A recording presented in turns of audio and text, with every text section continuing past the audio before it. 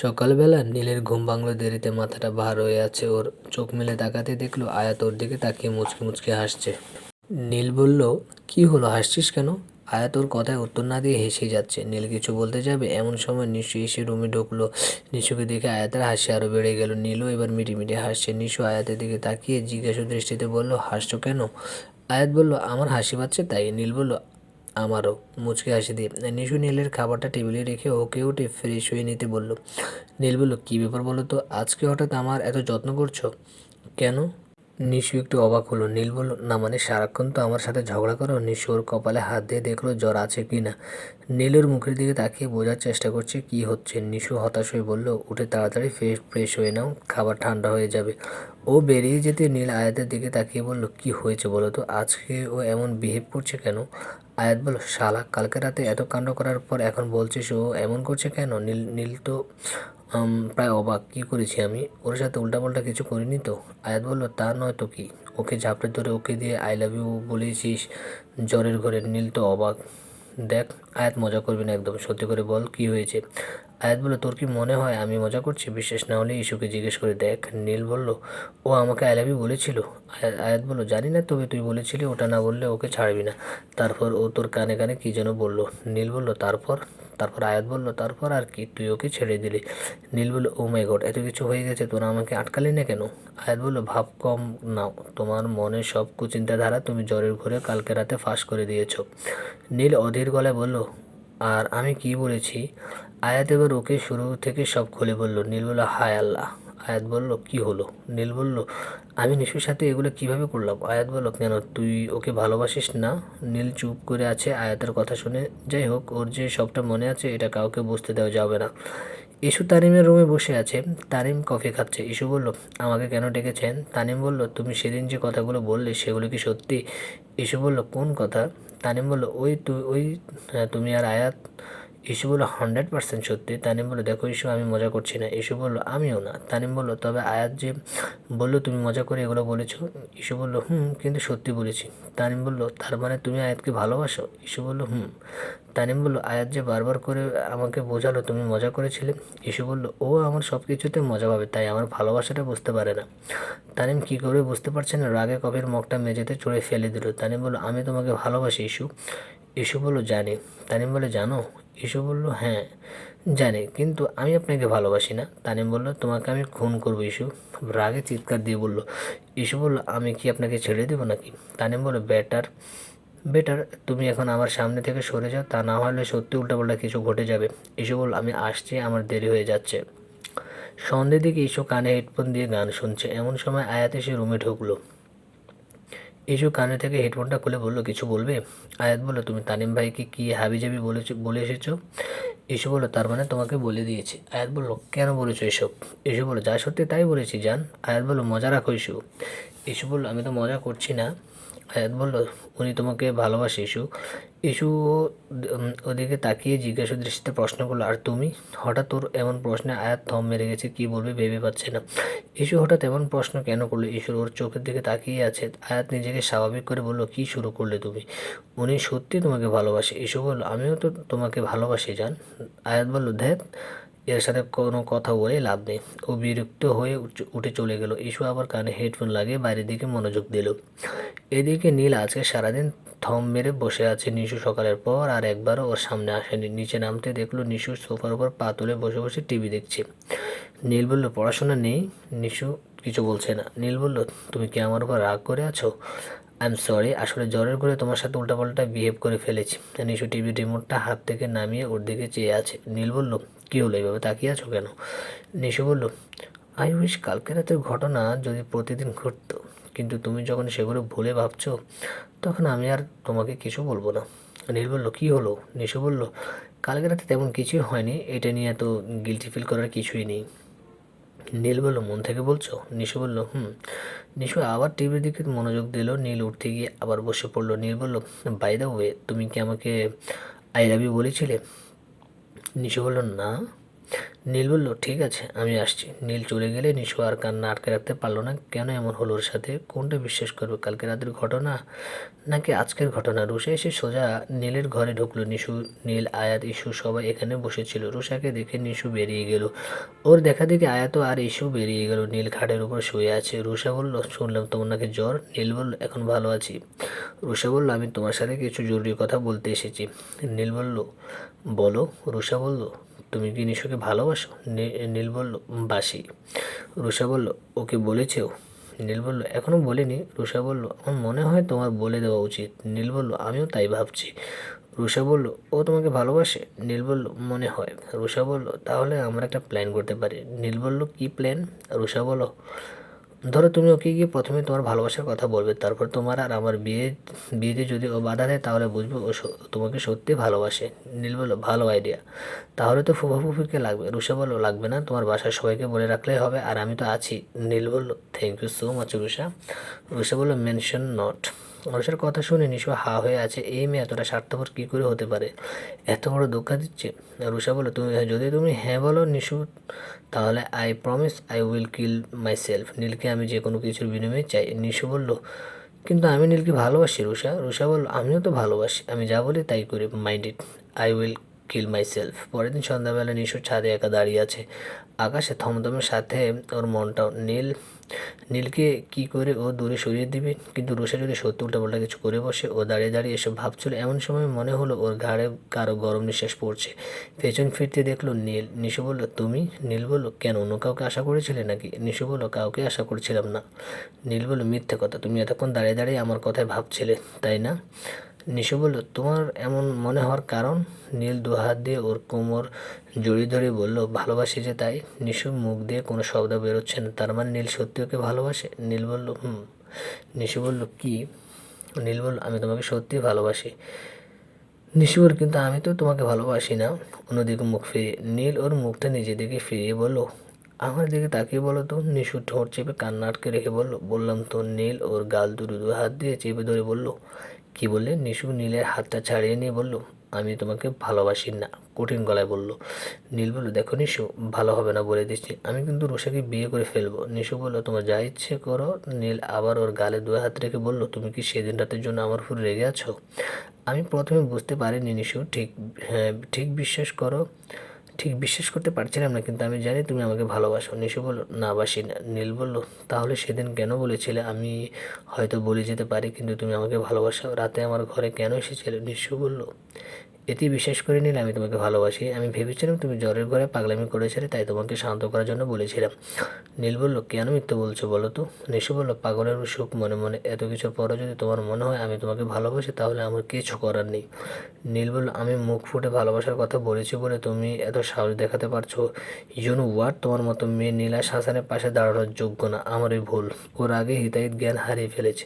চোখ দুটো রক্ত লাল হয়ে গেছে। নিশু ওর সাথে এমন কিছু করবেও ভাবতেও পারেনি। ও বেরিয়ে গেলে নিশু ছাদের রেলিং ধরে বসে বসে কাঁদছে। নীল যে কতটা কষ্ট পেয়ে কথাগুলো বলেছে তাও বুঝতে পারছে। সেদিন রাতের বেলা নীল, আয়াত, রুষা, ইস্যু, ইলারা বেগম, নিশু সবাই একসাথে বসেছে। ইলারা বেগম রুষার দিকে তাকিয়ে বললেন, তোমার মা বাবা চাচ্ছে ছোটোখাটো একটা অনুষ্ঠান করে তোর আর নীলের বিয়েটা সেরে ফেলে, পরে ওনারা দেশে ফিরলে বড় করে রিসেপশন পার্টি দেওয়া যাবে, তুই কি বলিস? রুষা বলে, আমি কি বলবো, নীলের যদি কোনো প্রবলেম না থাকে তাহলে আমি রাজি। নীল নিশুর দিকে চেয়ে আছে। ওকে তাকাতে দেখে নিশু অন্যদিকে মুখ ফিরিয়ে নিল। সে উঠেই চলে গেল। নীল বলল, আমি একটু আসছি। নীল নিশুর পেছন পেছন গিয়ে ওকে আটকালো। নিশু বলল, কি সমস্যা? নীল বলল, তুমি উঠে এলে কেন? নিশু বলল, আমার মাথা ব্যথা করছে। নীল ওর দু বাহু জড়িয়ে ধরে বলল, দেখো নিশু, আমি জানি তুমি আমাকে ভালোবাসো, প্লিজ কী হয়েছে আমাকে বলো, কেন এমন করছো? তখন আমার মাথা ঠিক ছিল না, রাগে বেহুশ হয়ে গিয়েছিলাম। নিশু বলল, আর কি করলে তোমার বিশ্বাস হবে যে আমি তোমাকে ভালোবাসি না? হ্যাঁ আমি ভালোবাসি, কিন্তু তোমাকে না। নীল বলল, কাকে? নিশু বলল, আয়াতকে। নীল বলল, মিথ্যে কথা। নিশু বলল, তোমার যা ইচ্ছে তুমি ভাবতে পারো। নীল আর মেজাজ কন্ট্রোল করতে পারলো না। রাগে নিশুর গালে কষে এক চড় বসিয়ে দিয়ে বলল, I just hate you miss Nishita Zaman. তারপর সবার সামনে গিয়ে বলল, কোনো বিয়ে হবে না, আমি নেক্সট ফ্লাইটে ঢাকা ছাড়ছি। ইলারা বেগম বলল, মানে? নীল কোনো কথা না বলে রেগে উপরে চলে গেল। রুষা সহ বাকি সবাই নীলের পিছন উপরে উঠল। 2 বছর পর নিশু রাস্তায় ট্যাক্সির জন্য দাঁড়িয়ে আছে, সাথে আয়াতও আছে। আয়াত বলল, কতবার বললাম বেরোনোর আগে আমাকে একটা ফোন করো। আমি অফিস থেকে ছুটি নিয়ে চলে আসবো। নিশু বলল, লাগবে না, আমি একাই যেতে পারবো। তুমি তুমি তো এমনিতে সারাদিন ব্যস্ত থাকো, তারপরে বাড়ির ঝামেলা দিতে চাইছিলাম না, তাও তো চলে এসেছো। আয়াত বলল, ঠিক আছে, এসব বাদ দাও, তোমার দেরি হয়ে যাচ্ছে, গাড়িতে উঠো। নিশু গিয়ে গাড়িতে বসে পড়লো। আয়াত বলল, তোমার তো 9টায় পৌঁছানোর কথা, এখন তো অলরেডি 8:30। নিশু বলল, নিশু বিষণ্ণ মুখে জানালা দিয়ে বাইরে তাকিয়ে আছে। ও আগের মতো নেই একদম। হঠাৎ করে ওকে দেখলে চিনতে পারবে না, অনেক বেশি ফর্মাল আর চুপচাপ হয়ে গেছে। দিনে কাজ করে সময় পার হয়ে যায়, কিন্তু রাতে এতগুলো দিনগুলো তাও কেন বলতে পারেনি। ওর উপর রাগ করে সেই যে নীল গিয়েছে আর ফিরেনি। ওকে অন্যমনস্ক থাকতে দেখে আয়াত ডাক দিল, নিশু। নিশু বলল, আয়াত বলল, কী ভাবছো? নিশু বলল, কিছু না। আয়াত বলল, আমাকে বলা যায় না? নিশু বলল, ভাবছি নিজেকে কোনোদিন মাফ করতে পারবো না। আয়াত বলল, তুমি এখনো নীলকে ভালোবাসো? নিশু বলল, না, বেশি থাকতে পারি না যে। আয়াত একটা দীর্ঘশ্বাস ফেলে বলল, কেন? সেদিনের রুষার কথা ধরে তুমি মিথ্যে বলেছিলে। আমাদের মধ্যে তো বন্ধুত্বের সম্পর্ক ছাড়া অন্য কোনো সম্পর্ক ছিল না। নিশু হতাশ হয়ে বলল, আমার জন্য তোমাদের দুজনের ফ্রেন্ডশিপটা নষ্ট হয়ে গেল, তাই না? আয়াত বলল, নষ্ট হয়েছে কিনা জানি না, ওই ঘটনার পর ও আমার সাথে আর কোনো যোগাযোগ রাখেনি। দেশে ফিরেছে কিনা জানি না, তবে আমি জানি ও এখনও আমার সবচেয়ে প্রিয় বন্ধু। ও আমার ভাই। নিশু চোখ দুটো ছলছল করে উঠল। এতগুলো দিন ওর কীভাবে কেটেছে ও নিজেও জানে না। নীল নিশ্চয় ওকে এখন আগের মতো ঘৃণা করে। আচ্ছা, ওকে দেশে ফিরেছে, যাই হোক, একবার যদি নীলকে সামনে পেত। অফিসের সামনে গাড়ি থামতে আয়াত ওকে নামিয়ে দিয়ে গেল। নিশু চিটাগাং থেকে বদলি হয়ে ঢাকার ব্রাঞ্চে এসেছে। আজই ওর প্রথম দিন। নীল চলে যাওয়ার পর পরীক্ষা শেষ করে ও চিটাগাং চলে যায়। লজ্জা ইস্যুর সাথেও কোনো যোগাযোগ রাখেনি। আয়াতের সাথে একমাত্র ওর যোগাযোগ ছিল। ঢাকায় আসার পর আয়াতে ওকে বাসা খুঁজে দেয়। অফিসে ঢুকে নিশু রিসেপশনে গেল। Receptionist, hello ma'am, how can I help you? Nishu ওর আইডি কার্ডটা বের করে দেখালো। রিসেপশনিস্ট ফাইল চেক করে বলল, আজকে আপনার 5th ফ্লোরে এমডি স্যারের সাথে অ্যাপয়েন্টমেন্ট আছে। নিশু বলল, থ্যাংক ইউ সো মাচ। নীল সবে এসে অফিসে ঢুকেছে, ওর মেজাজ প্রচণ্ড বিগড়ে আছে। তারপরও আজকে নতুন একজন এমপ্লয়ি আসছে। দেশে ফিরেছে মাত্র 1 সপ্তাহ হয়েছে। এর মধ্যে কোম্পানির স্টাফদের 12টা বাজিয়ে দিচ্ছে। সবাই আতঙ্কে আছে। ওর মেজাজ নিয়ে সবসময় বিগড়ে থাকে। সকাল 9:30 ও প্রচণ্ড তিরিক্ষি মেজাজ নিয়ে ফাইলগুলো দেখছে, আর ম্যানেজার বেচারা ভয় আটসাট হয়ে আছে, কখন জানি কি ভুল ধরে বসে। নীল বলে, আপনাকে অফিসে কী জন্য রাখা হয়েছে বলুন তো? ম্যানেজার ঢোক গিলে বলল, আমার কি কোনো ভুল হয়েছে স্যার? নীল বলল, যা জিজ্ঞেস করছি তার উত্তর দিন না। ম্যানেজার বলল, জি স্যার। নীল বলল, আবার জি স্যার? পুরো প্রজেক্টে তো গোলমাল করে রেখেছেন। ম্যানেজার বলল, সরি স্যার। নীল বলল, আপনাকে আমি আধা ঘন্টা সময় দিলাম, এর মধ্যে আমি পুরো প্রজেক্ট রেকর্ড রেডি দেখতে চাই, ডিটেলস সহ। ম্যানেজার করুণ মুখে ফাইলটা নিয়ে চুপচাপ বেরিয়ে যেতে নিলে নীল আবার ডাক দিল, শুনুন। ম্যানেজার বলল, জি স্যার। নীল বলল, লারাকে বলবেন আমার রুমে কফি পাঠিয়ে দিতে। ম্যানেজার বলল, ওকে স্যার। নীল বলল, রুষা ম্যাডাম এসেছেন? ম্যানেজার বলল, জি না স্যার। নীল বলল, ঠিক আছে, আপনি আসুন। ম্যানেজার বেরিয়ে গেলেন। নীল অফিসের ফাইলগুলো চেক করতে নিল। লারাকে দিতে হবে প্রোফাইল তৈরি করার জন্য। ও সবে কেবিন থেকে বেরিয়েছে লারাকে ফাইলগুলো দেওয়ার জন্য। এমন সময় সামনে তাকাতে ওর থমকে গেল। নিশু দাঁড়িয়ে আছে, হৃৎপিণ্ডটা মনে হচ্ছে থেমে গেছে, কলিজাটা ধক করে উঠলো। ওকে বেরোতে দেখে স্টাফরা সবাই দাঁড়িয়ে গেল, কিন্তু ওর কোনো হুঁশ নেই। ও নিজের চোখে বিশ্বাস করতে পারছে না। নিশু এতগুলো দিন বাদে ওর সামনে দাঁড়িয়ে। অতিরিক্ত উত্তেজনায় মনে হচ্ছে মাথা ঘুরে পড়ে যাবে। ওর হাত থেকে ফাইলগুলো পড়ে গেল। লারা দৌড়ে গিয়ে ফাইলগুলো তুলে ওর হাতে দেওয়ার জন্য ডাকছে, কিন্তু ওর সেদিকে কোনো হুঁশ নেই। নিশুর ওড়নাটা একটা সেলফের সাথে আটকে গেছে। ওড়নাটা ছাড়িয়ে নেওয়ার চেষ্টা করছে। অনেকক্ষণ পর ওটা খুলে যখন সামনে তাকালো, তখন ওর সমস্ত শরীরে কাঁটা দিয়ে উঠলো। ওর মুখ দিয়ে কোনো শব্দ বেরোচ্ছে না। নীল ওর দিকে চেয়ে আছে। লারা বলল, স্যার। নীল বলল, নীলের গলা শুনে নিশু আর নিজেকে ধরে রাখতে পারল না। দৌড়ে গিয়ে নীলকে জড়িয়ে ধরল। নীল ঠায় দাঁড়িয়ে আছে। ও যেন এখনো বিশ্বাস করতে পারছে না নিশু ওর সামনে দাঁড়িয়ে আছে। ও 2 হাত দিয়ে নিশুকে জড়িয়ে ধরে বোঝার চেষ্টা করলো কি হচ্ছে। ওকে ধরতে দেখে নিশু আরও বেশি করে ওকে ঝাপটে ধরলো, কিন্তু পরক্ষণে প্রচণ্ড রাগের নীল ওকে ঠেলে সরিয়ে দিল। অফিসের স্টাফরা সবাই অবাক হয়ে তাকিয়ে আছে। নিশু বলল, আই এম সরি। নীল বলল, হু আর ইউ? এসব কী ধরনের অসভ্যতা? নিশু বলল, আমি নিশু। তোমার নিশু? নীল বলল, লারা। লারা বলল, ইয়েস স্যার। নীল বলল, দারোয়ানকে ডাক দাও। এসব মানুষ আমার অফিসে ঢুকে কি করে? নিশু বলল, প্লিজ। নীল বলল, আপনি কি আমাকে চেনেন? এত সহজে যে নীল মানবে না তা নিশুর আগে জানা ছিল, কিন্তু এতগুলো দিন পর ওকে দেখে নিশু ইমোশনটা কন্ট্রোল করতে পারেনি। ও চোখ মুছে ব্যাগ থেকে ওর আইডি কার্ডটা বের করে নীলের দিকে বাড়িয়ে দিল। নিশু বলল, personal assistant of the MD. Neel রাগে কটমট করে ওর দিকে চেয়ে আছে। নীল বলল, আমি এই মুহূর্তে আপনাকে আমার কোম্পানি থেকে ফায়ার করলাম। নিশু বলল, সেটা তুমি চাইলেও করতে পারবে না উইদাউট প্রপার রিজন। নীল রাগে হাতের মুঠো শক্ত করে ফেললো। নিশু বলল, আমার সাথে এগ্রিমেন্ট হয়েছে 24 মান্থের, তাই আপনি চাইলেও আমাকে। নীল বলল, জাস্ট শেট আপ। নিশু চুপ করে গেল। নীল যা রেগে আছে তাতে চুপ করে থাকাটাই বেটার। নীল বলল, বিহেভ ইউর সেলফ। নিশু বলল, সরি স্যার। নীল রেগে ভেতরে চলে গেল। নিশু অসহায়ভাবে দাঁড়িয়ে আছে। অফিসের সবাই অবাক হয়ে ওর দিকে তাকিয়ে আছে। লারা বলল, তুমি ওনার কি হও বলো তো? নীল বলল, আপনাকে কি এসব জানার জন্য অফিসে রাখা হয়েছে? লারা খেয়ালই করেনি নীল কখন এসে ওর পিছনে দাঁড়িয়ে আছে। লারা বলল, সরি স্যার। নীল এভাবে নিশুর দিকে তাকিয়ে বলল, আপনার নাম? নিশু বলল, নিশিতা জামান। নীল বলল, আপনার পোস্ট কি আপনি জানেন? নিশু বলল, জি স্যার। নীল বলল, গুড। দাঁড়িয়ে না থেকে কাজ শুরু করুন। লারা বুঝতে পারছে না নিশু নীলের মধ্যে সম্পর্ক কি, তবে ওদের নিশ্চয়ই চেনা জানা আছে। নীল ওর কেবিনে যাওয়ার জন্য পা বাড়াতে নিশু ডাক দিল, নীল। নীল অবাক হয়ে বলল, নিশু বলল, সরি স্যার। নীল বলল, এনি প্রবলেম? নিশু বলল, না মানে আমি কি কিছু সময়ের জন্য ছুটি পেতে পারি? নীল বলল, না।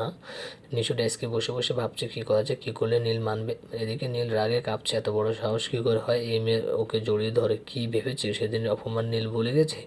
নীলা হাসান এতটা সস্তা? তার 3 গুণ শোধ যদি না তুলেছে তো ওর নামও নীলা হাসান না। দেখা যাক ও কতটা অপমান সহ্য করতে পারে। কিন্তু নিজেকে কোনোভাবে শান্ত রাখতে পারছে না নীল। নিশুকে দেখে ওর সব উল্টাপাল্টা হয়ে যাচ্ছে। আয়াতের সাথে কি ওর বিয়ে হয়েছে? মনে হয় না হয়েছে। তাহলে নিশ্চয়ই ওকে এভাবে জড়িয়ে ধরতো না। এই জন্যে এখন ওর কাছে এসেছে স্বার্থপর মেয়ে। এসব ভাবতে ভাবতে ও নিশুকে রুমে ডেকে পাঠালো। নিশু বলল, আসবো? নীল বলল, ইয়েস। নিশু ভেতরে ঢুকে বসতে নীল বলে উঠল, আপনাকে আমি বসতে বলেছি? নিশু আবার দাঁড়িয়ে গেল। নিশু বলল, সরি স্যার। নীল বলল, তো কি মতলবে আমার অফিসে এসেছেন? আপনি তো আবার স্বার্থ ছাড়া কোনো কাজ করেন না। নিশু এবার নীলের কথাটা রিপিট করে বলল, আপনি কি আমাকে চেনেন স্যার? নীল থতমত খেয়ে গেল ওর কথা শুনে। নীল বলল, এখনও দেখছি আগের মতোই তেজ আছে। তোমার মতো মেয়েদের এত সহজে বলা যায় নাকি? নিশু ইচ্ছে করছে নিজের গালে কষে একটা চড় বসিয়ে দিতে। ও কেন নীলকে আরও বেশি রাগিয়ে দিচ্ছে। নিশু চুপ করে রইল। তোমার যত ইচ্ছা রাগ প্রকাশ করো নীল, আমি কিচ্ছু বলবো না। এসব আমার প্রাপ্য ছিল। নীল বলল, যাই হোক, যে জন্য ডেকেছে তোমার আর আমার সম্পর্ক নিয়ে যেন আমি অফিসে কোনো কথা না শুনি মনে রাখবে। আমি তোমার boss, so treat me like boss. Is that clear? আর এমনি তো আমার কিছুদিন পর বিয়ে, সো আমি চাই না পুরনো কথা নিয়ে কোনো ঝামেলা হোক। নিশু বলল, ঠং, তোমায় বিয়ে করতে দিলে তো? আপনি এতদিন বিয়ে করেননি? অবাক হওয়ার ভান করে, কেন স্যার? নীল পাল্টা জবাব দিয়ে বলল, একটা স্বার্থপর আর নিচু মনের মেয়ের পাল্লায় পড়েছিলাম। নিশু বলল, এখনও তাকে ভালোবাসেন? নীল বলল, সে আমার ভালোবাসা পাওয়ার যোগ্য নয়। নিশুর চোখ দুটো পানিতে ছলছল করছে। নীল ওকে পা থেকে মাথা পর্যন্ত একবার দেখে নিল। ওর সৌন্দর্য একটুও কমেনি, তবে অনেক রোগা লাগছে ওকে। নিশু বলল, ঠিক আছে, আপনি যেভাবে চাইবেন সেভাবেই হবে। নীল বলল, গুড, আপনি এখন আসতে পারেন। নিশু বেরিয়ে যেতে গিয়ে আবার থমকে দাঁড়ালো। নীলও ওর দিকে তাকালো। নিশু বলল, আপনার চেহারার এই অবস্থা কেন? দয়া করে নিজের শরীরের দিকে একটু নজর দেবেন প্লিজ। নীল কিছু বলার আগে ও বেরিয়ে গেল। নীল রেখে দিল টেবিলে এক ঘুষি। কি ভেবেছে ওকে ইমোশনালি উইক করে দিবে? এত সহজ নাকি? উফ, এই মেয়ে ওর মাথা খারাপ করে দিবে। নো, কোনোভাবে উইক হওয়া যাবে না। লাঞ্চ আওয়ারে লারা আর নিশু বসে আছে। লারাকে ভালোই লেগেছে। নিশু বেশ শান্ত এবং ঠান্ডা স্বভাবের মনে হচ্ছে। লারা বলল, নিশু বলল, আমি জানি তুমি কি বলবে, স্যারের সাথে আমার সম্পর্ক, তাই তো? লারা বলল, না মানে কৌতূহল দমিয়ে রাখতে পারছি না। উনি যা রাগী মানুষ, তাতে তোমার জায়গায় অন্য কেউ থাকলে মনে হয় 5 তলা থেকে ধাক্কা দিয়ে ফেলে দিতেন। নিশু বলল, আমাকে অবলা নারী দেখে দয়া করছেন হয়তো। লারা বলল, কাহিনী কি বলো তো? নিশু বলল, আসলে আমি স্যারকে আগে থেকে চিনি। উনি আমার মায়ের বান্ধবীর ছেলেতে আগে থেকে জানাশোনা, তেমন কিছুই না। লারা বলল, কিন্তু তুমি যে ওনাকে জড়িয়ে ধরলে? নিশু বলল, আসলে আমি ওনাকে অনেকদিন পর দেখে আমি কিছুটা ইনসেনসিটিভ হয়ে গেছিলাম। অনেকদিন পরে দেখা হওয়াতে উনি বোধহয় আমাকে চিনতে পারেনি। লারা বলল, বলো কি? নিশু বলল, দোষটা আমারই। আর লারা বলল, না না, পরিচিত কারোর সাথে কেউ এমন বিহেভ করে নাকি? মনিকা বলল, বামন ওই চাঁদের দিকে হাত বাড়ালে এমনই হবে। এই মনিকা হচ্ছে রুষার চামচা। এর সাথে আরও কয়েকজন আছে যারা রুষাকে তেল দিয়ে চলে। লারা এদেরকে একদম পছন্দ না। লারা বিরক্ত হয়ে নিশুকে বলল, চলো লাঞ্চ করে নিই। নিশু বলল, আমার খিদে নেই। মনিকা গা জ্বালানো একটা হাসি দিয়ে বলল, এত অপমানের পর আর খিদে থাকে কি করে? নিশু বলল, আমি আসছি লারা। মনিকা একটা গা জ্বালানো হাসি দিয়ে বলল, এত অপমানিত হওয়ার পর আর খিদে থাকে নাকি? লারা বলল, তুমি নিজের কাজে মন দাও না, অন্যদের নিয়ে এত মাথা ব্যথা কেন? মনিকা কিছু বলার আগে ও বিরক্ত হয়ে নিশুকে নিয়ে উঠে চলে গেল।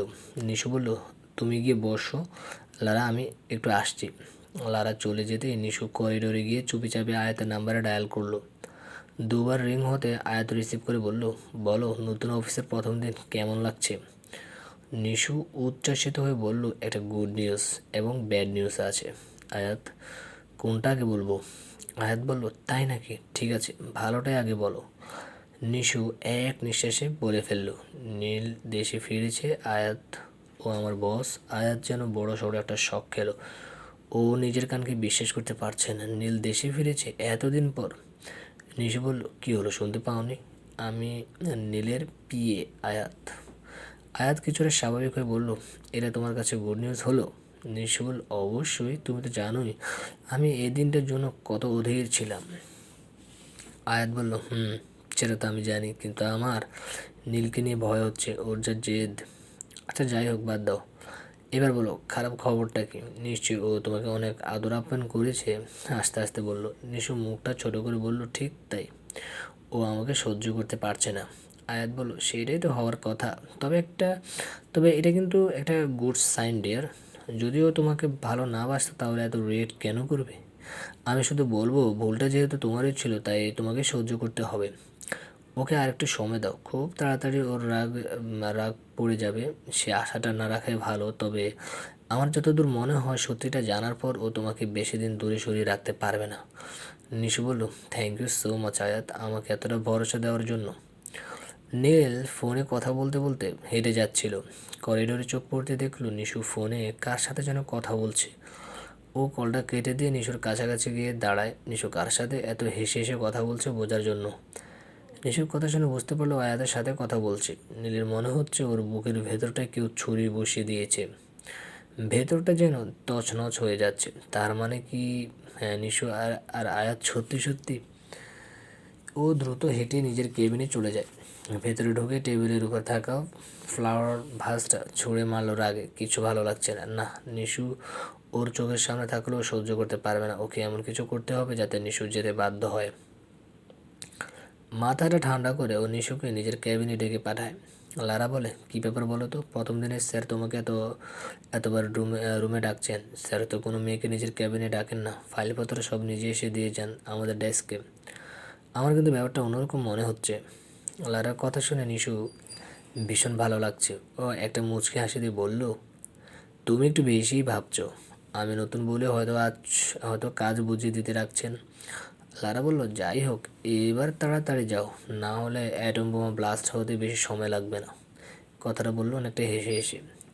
নিশু নীলের রুমের বাইরে দরজার সামনে দাঁড়িয়ে আছে, ভয়ে ভেতরে ঢুকছে না। নীল ভেতরে বসে সিসিটিভি ফুটেজে ওর কাণ্ড দেখছে। করছেটা কি এই মেয়ে? প্রায় 3 মিনিট হলো নিশু দরজার সামনে দাঁড়িয়ে আছে, কিন্তু ভেতরে ঢুকছে না।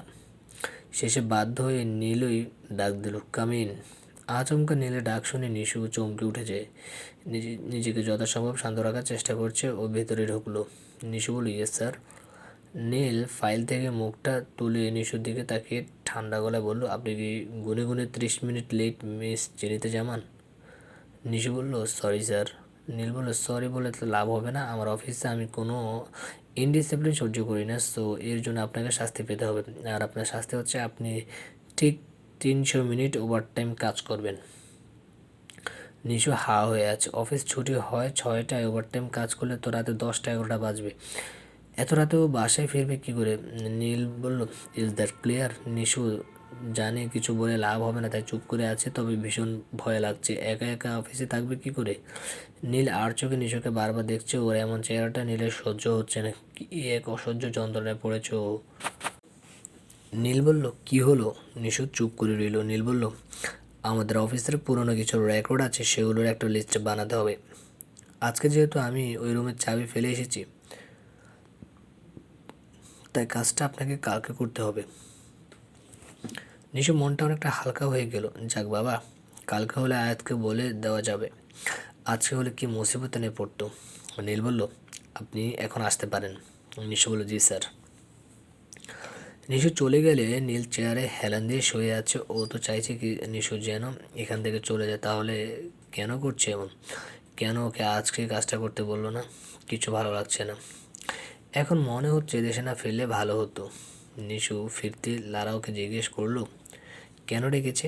নিশু সব খুলে বলতে লারা হুঁশ এলো। লারা বলল, তার মানে ইনি সবার সাথে এমন?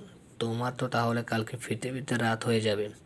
আমার মনে হচ্ছে রেকর্ড লিস্ট বানাতে তোমার সারা রাত অফিস কাটিয়ে দিতে হবে। নিশু বলল, বলো কি? লারা বলল, তার উপর আমি কালকে ছুটি নিয়েছিলাম মাকে ডাক্তার দেখাবো বলে, তা না হলে তো আমি তোমাকে হেল্প করতে পারতাম। নিশুর ভয়ে গলা শুকিয়ে যাচ্ছে। নিশু বলল, না ঠিক আছে। নীল ম্যানেজারকে নিয়ে 6th ফ্লোরে মিটিং অ্যাটেন্ড করতে যাচ্ছিল। নিশুকে থাকতে হবে, তাই ও আগে লিফটে উঠে পড়লো। ও সবে উঠেছে, এর মধ্যে পুরো অফিসের ইলেকট্রিসিটি অফ হয়ে গেল। আর নিশু যে লিফটে উঠেছিল সেটা নীলের চোখে পড়েছিল, তাই ও দৌড়ে লিফটের কাছে গেল। ম্যানেজার ওর পিছন পিছন গেল। নিশুর নাম ধরে কয়েকবার ডাক দিল, কিন্তু ভেতর থেকে নিশুর কোনো সাড়া শব্দ না পেয়ে ওর মনে হচ্ছে ও বোধহয় সেন্সলেস হয়ে যাবে।